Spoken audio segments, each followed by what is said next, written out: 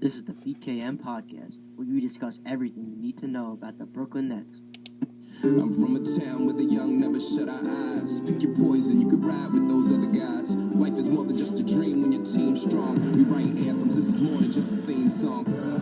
Rock bees on our winter wears. Welcome to Phenom, the home of the phenoms. It's only one city that we lean on. We call that. That's what we call that. That's what we call that. That's what we call that. That's what we call that.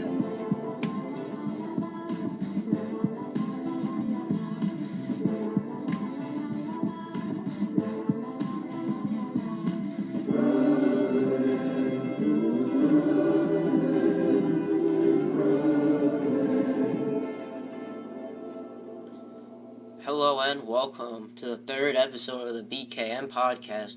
I'm your host, Anthony Parisi, and we have tons of Nets news to discuss, including the potential interest of Kevin Garnett joining the Brooklyn Nets, what I want to see the Nets do in the draft, and thoughts on Jason Kidd being announced as the new Brooklyn Nets head coach.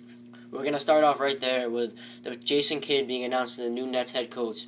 I think it's a great move for the Nets because the Nets want to splash. They want a big name owner, like big name head coach like Kidd.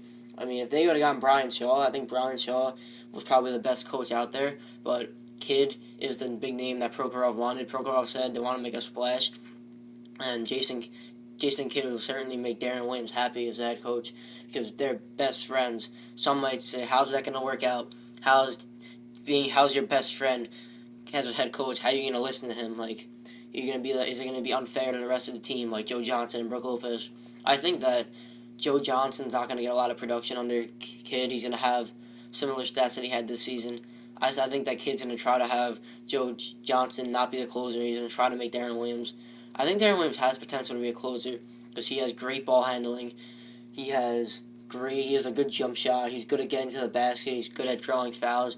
But Darren Williams, they tried him as the closer in the beginning of the year last season, but it didn't work out, and then Joe was just money on the stretch, so they rode with that. I think they should ride with Joe Johnson as the closer, but I think Darren Williams is going to wind up trying to be that role. Brook Lopez, Jason Kidd said he likes Brook Lopez. He wants him in the lineup. He wants him to be a huge part of what the Nets do. But I think that Darren Williams is going to be the key to the Nets offense under Jason Kidd. And during Jason Kidd's press conference, I noticed they asked him to describe the Nets offense. He did not mention Joe Johnson's name once until they asked about it. He said Darren Williams is going to be huge. We're going to want him to go off the ball. He said he wants the team to run transition fast. He said he wants Gerald Wallace to take a point sometimes, which I like. And then they asked him, what do you think of Joe Johnson, the offense? And he said, Joe's a great player. We know what we're going to get from him. I mean, that's not much of an answer.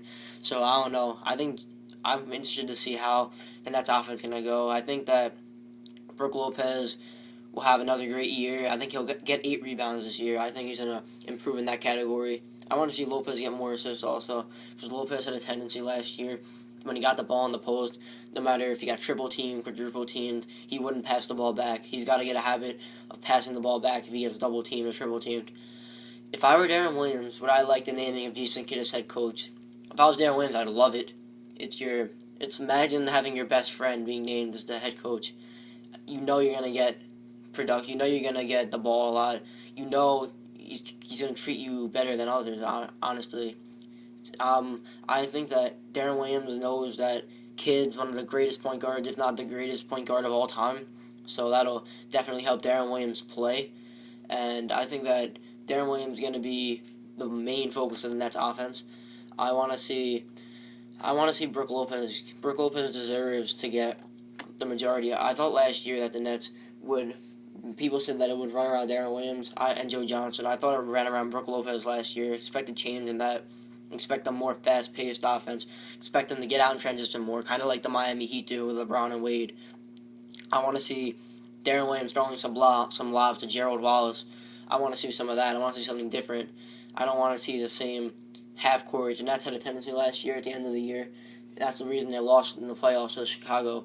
Was they would get a rebound, they would have 3-on-1 ahead, they would drive, and they would just stop, and they would let everything settle, let the Bulls defense get back, and then they would run half court, which isn't going to work against the elite defenses like Chicago and Indiana. Thoughts on the Nets' interest in Kevin Garnett?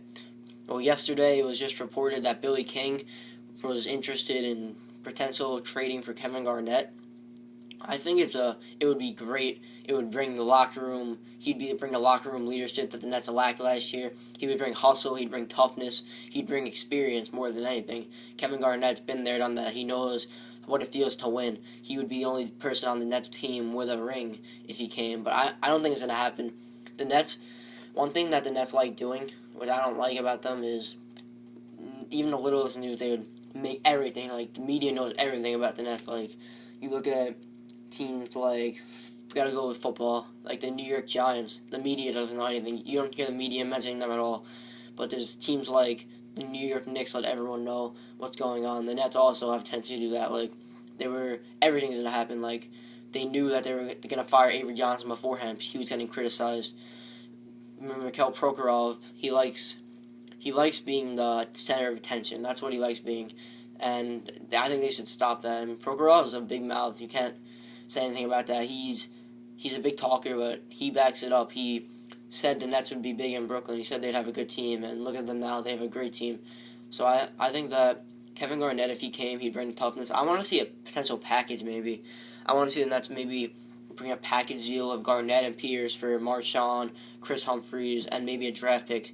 Because the Celtics want to rebuild, you can tell. They want to keep Rondo. He's their centerpiece. But they got rid of Doc Rivers for a first-round pick, so they're rebuilding. And maybe we can get them to trade Pierce also with Garnett, but it's all speculation right now. We got to wait and see. But if the Nets got Garnett, if they got Garnett, they'd be a top 5 team in this league. I'm telling you that. If they got Garnett and Pierce, they're the best team in the NBA. Book it, they're the best team in the NBA if they got Garnett and Pierce. Look at this lineup. They got Garnett and Pierce. Point guard, Darren Williams, top 3 point guard in the NBA. Shooting guard, Joe Johnson, top 10 shooting guard.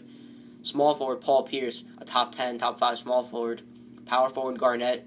He'd bring the toughness. He's a top 10 power forward. And center, Brook Lopez, probably top 2 center in the NBA, if not the best, in front of Dwight Howard. So if they get even one of the two, they'd be a great team. They'd be able to compete for a title. But even if they don't get any of them, the Nets, I think, I don't think they can compete for a title without making some changes. But they're definitely, I think, a better team than the Knicks with the roster they have right now. They're better than the Knicks. The Knicks are only going to get worse. The Knicks are losing Pablo Prigioni. They might lose J.R. Smith. They might lose Chris Copeland. The Knicks are in trouble. They lost Jason Kidd, who had some big moments for them early in the season. Obviously, at the end of the season, he did nothing. So I think the Nets, without making any deals, are a top 3, top 2 team in the East. I think they'd finish third behind Miami. Then they'd finish third behind Chicago also. So I think that the Nets are going to be fine no matter what happens. What do I want to see the Nets do in the draft? I want to see the Nets, some may not agree with me, I want to see the Nets try and get Shabazz Muhammad, even if that means trading up. You look at Shabazz Muhammad was a lottery pick. Some picked him to be first overall in the draft before the college season started, but he produced well during the season. But then at the combine, teams just didn't like what he was doing. They didn't like his athletic ability. But the guy can play. He's a lefty. He can play. He's a forward. The Nets need a forward, and I want to see the Nets take a shot at him. Why not? I mean, what's the worst that can happen? Like, a guy like him, he's off-the-court problems that cost him. But I think that the Nets, you have Jason Kidd, who's a good coach. He's been there, done that. He can tell Shabazz, if you listen to me, I'll make sure you have success. And maybe a guy like Muhammad would like to hear that, and it would get him going. Or maybe I want to see the Nets make a trade, obviously, for Kevin Garnett. Trade maybe our pick and Chris Humphries. Our pick, Chris Humphries and Marshawn Brooks for Paul Pierce and Kevin Garnett. I want to see that. That would just make my year. Just imagine that. That would just be unbelievable. But I think that the Nets maybe, even if they don't get Kevin Garnett, then if Kevin Garnett deal is not happening, they got to make sure to sign Andre Blatt if the deal does not happen. Blatt said he wants to stay in Brooklyn, but if he's not a starter, he's not staying. He said that. You can understand the guy was unbelievable during the season. He's a first-round pick. Then he had off-the-court problems, which cost him. But I think that the Nets either, if they don't make a deal, like there was rumors about a potential deal with Minnesota that Marshawn Brooks, their Timberwolves are interested in Marshawn Brooks, and the Nets wanted some of their guards like Ridnour and I forgot the other guy's name, Barea. Then maybe if they don't make a deal, if they don't make any deals, they got to make sure to sign C.J. Watson and Andre Blatch back. All right, now it's time for the segment we call Name That Moment. And here's Ian Eagle with the call.